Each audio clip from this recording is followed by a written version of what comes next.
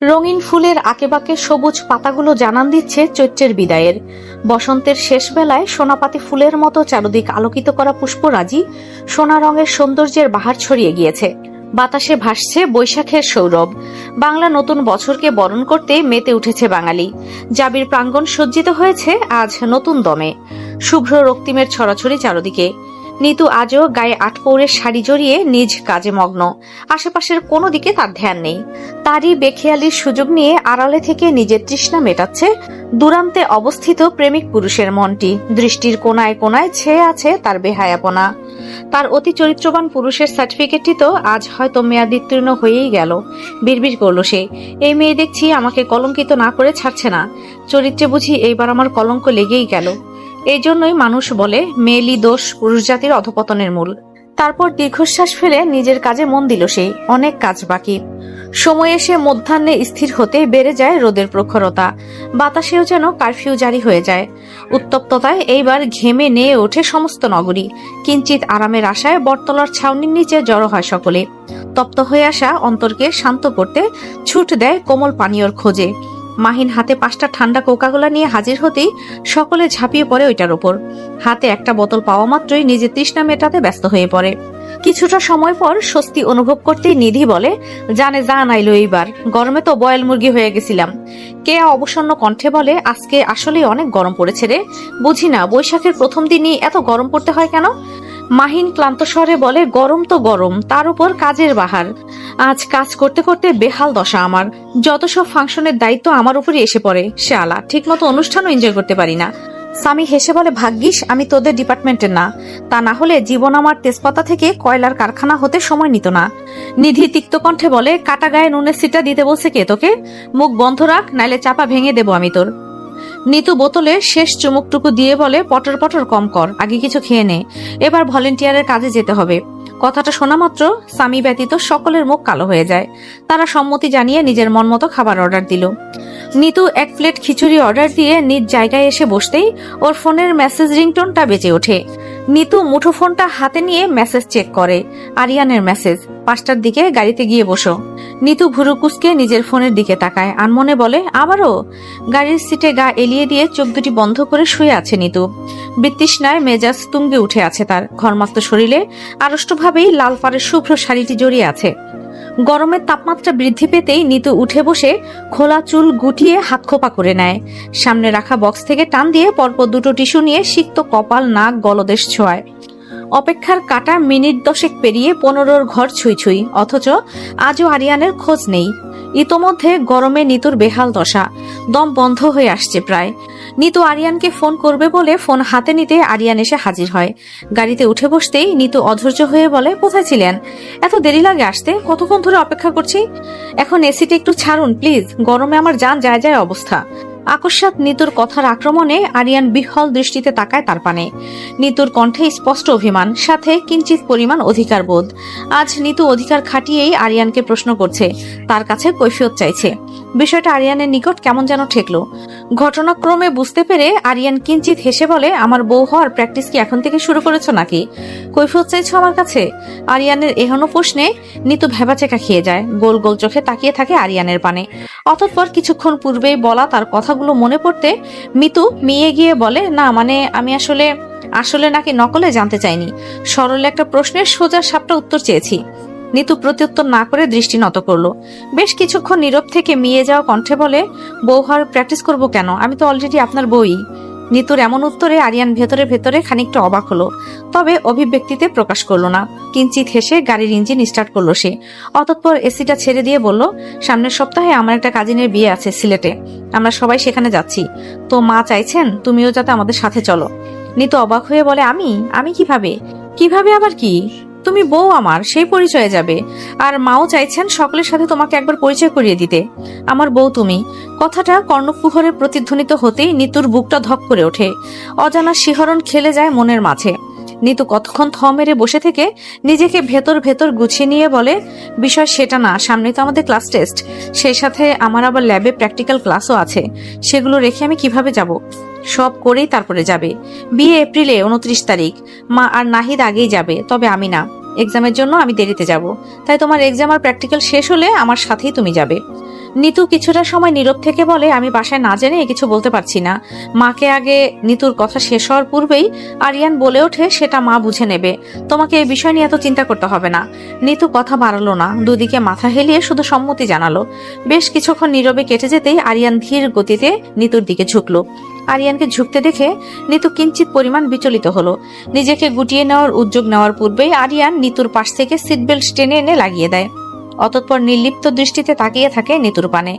মাঝে মধ্যে দৃষ্টি গিয়ে থমকায় কাজল কালো চোখে ও রক্তিমা প্রলেপে আবৃত ঠোঁট জোড়ায়। বেশ কিছুক্ষণ এইভাবে অতিবাহিত হয়ে যেতে আরিয়ান নিতুর নিকট হতে সরে এসে গম্ভীর কণ্ঠে বলে ওঠে, এই লিপস্টিকটাই তুমি সেদিন দিয়েছিলে না, স্বাধীনতা দিবসের দিন? নিতু থতমত খেয়ে বলে, মনে হয়। তুমি আর কখনো এই লিপস্টিকটা দিবে না? নিতু হতবিহ্বল কণ্ঠে জিজ্ঞাসা করে, মানে? কেন? আমি বলেছি তাই। মানে কি?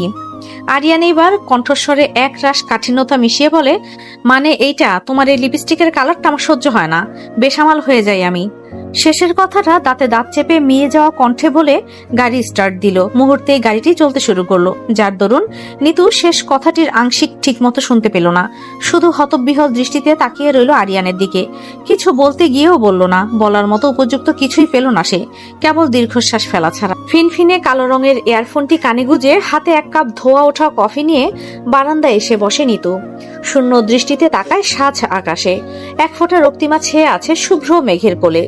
উড়ন্ত পাখির দল ছুটেছে নিজ গন্তব্যে। নিতু সেদিকে তাকিয়েই আনমনে কফির কাপে ঠোঁট ছোঁয়ায়।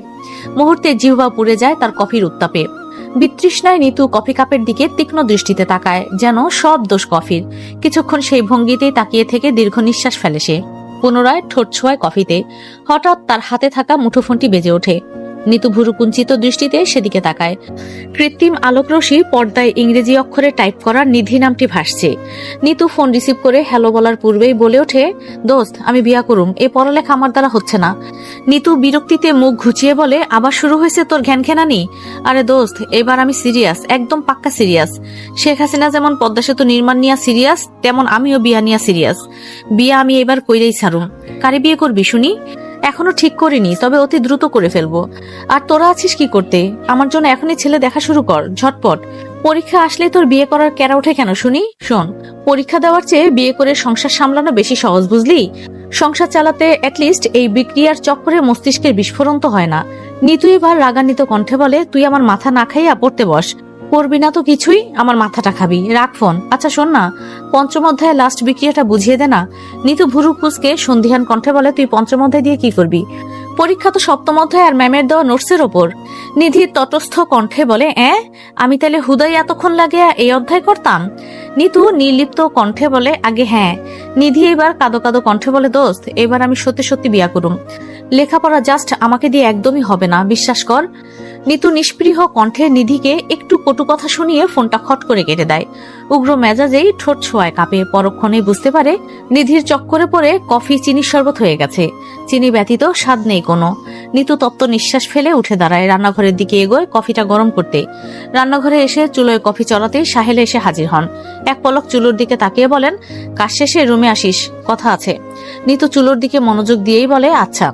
সাহেলা চলে যেতেই স্পৃহা আসে রান্নাঘরে। আর চোখে একবার নিতুকে দেখে এগিয়ে যায় সেলফের দিকে। ওপরের থাক থেকে একটা প্লাস্টিকের বক্স নামিয়ে তার ভেতর থেকে এক প্যাকেট চিপস নিয়ে বেরিয়ে যায় রান্নাঘর থেকে। কয়েক সেকেন্ড অতিবাহিত না হতে আবার ফিরে আসে সে।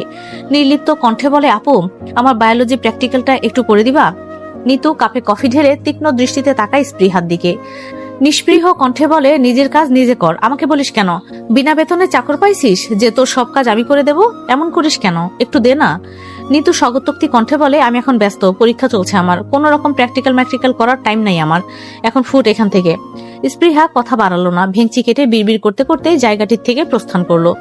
নিতুও কফির কাপটি হাতে নিয়ে ছুটল সাহেলার রুমের দিকে। আরিয়ানের মা চাইছেন তুই যেন তাদের সাথে তার আত্মীয়ের বিয়েতে যাস, তোর কি কোনো আপত্তি আছে যেতে? সাহেলার প্রশ্নে নিতু চোখ তুলে তাকায়। নির্বিকার কণ্ঠে বলে, সমস্যা নেই, তবে আমার পরীক্ষা চলছে, এখন তো যেতে পারবো না। সাহেলা ধাতস্থ হয়ে বললেন, হ্যাঁ জানি, বলেছিলাম তাকে। তিনি বললেন আরিয়ানও নাকি এখন যাচ্ছে না, পরে যাবে, আর যাওয়ার সময় তোকে সাথে নিয়েই যাবে বলেছে। নিতু প্রত্যুত্তর করলো না, নীরবে মাথা নাড়ল শুধু। সাহেলা সম্পূর্ণভাবে নিশ্চিত হওয়ার জন্য আবার প্রশ্ন করলেন, তোর আরিয়ানের সাথে যেতে কোনো সমস্যা আছে? আমি কি বলবো তুই যাচ্ছিস? নিতু অনুরাগহীন কণ্ঠে বলে, না নেই, তুমি বলে দাও তাদের। সাহেলা স্বস্তির নিঃশ্বাস ফেললেন। তারপর কিঞ্চিত হেসে নিতুর দিকে তাকিয়ে বলেন, আচ্ছা তাহলে আমি তাদের জানিয়ে দেই তুই যে যাচ্ছিস। শেষ পরীক্ষাটা দিয়ে বের হতেই নিতু অবসন্ন দৃষ্টিতে তাকায় চারদিকে। স্বস্তির নিঃশ্বাস ফেলে এগিয়ে যেতে থাকে বন্ধুদের আড্ডা মহলে। বাকিরা আগেভাগে পরীক্ষা শেষ করে ছুটেছে বটমূলের দিকে। যাওয়ার পথে কিঞ্চিত দূরবর্তী এক স্থানে নিতুর দৃষ্টি আটকায়।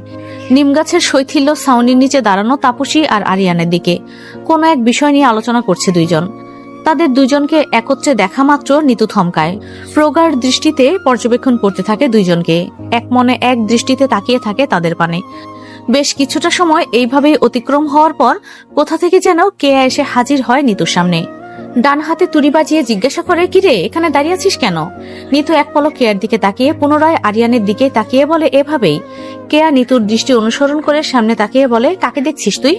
নিতু দ্রুত দৃষ্টি ঘুরিয়ে নিয়ে বলে, কাউকে না। কেয়ার নজর হঠাৎ তাপসী আর আরিয়ানের ওপর এসে স্থির হতেই সে বলে ওঠে, এই এইটা হিটলার আর লেডি হিটলার না? নিতু স্মিত কণ্ঠে বলে, হয়তো। এই দুজন এখানে কি করে? এক্সামে বাস দিয়ে মন ভরে নাই যে এখন আবার নতুন প্ল্যানিং করতে লেগে পড়ছে? চুপ থাক। চুপ থাকলেও কি হবে জানিস, আমার পরীক্ষার অবস্থা যাচ্ছে তাই। এত হার্ড প্রশ্ন কেউ দেয়? এই দুজনের কোন পাকা ধানে মই দিছিলাম আমি? এমন সত্রামি পানা কেউ করে? তারা সব সময় হার্ড কোশ্চেন করে, জানা কথা। জীবনটাই তেজপাতা করলো এরা। দোয়া দিলাম এদের কপালে যেন দজ্জালা শাকচুনি জীবনসঙ্গী পড়ে, অথবা দুজনের সাথে দুজনের বিয়ে হয়ে হিটলারময় জীবন হয়। কথাটা শুনে নিতু চোখ পাকিয়ে তাকায় কেয়ার দিকে। কর্কশ কণ্ঠে বলে, বাজে বলা বন্ধ কর। তোরা তো গায়ে লাগে কেন? তোরে কিছু কইছি আমি?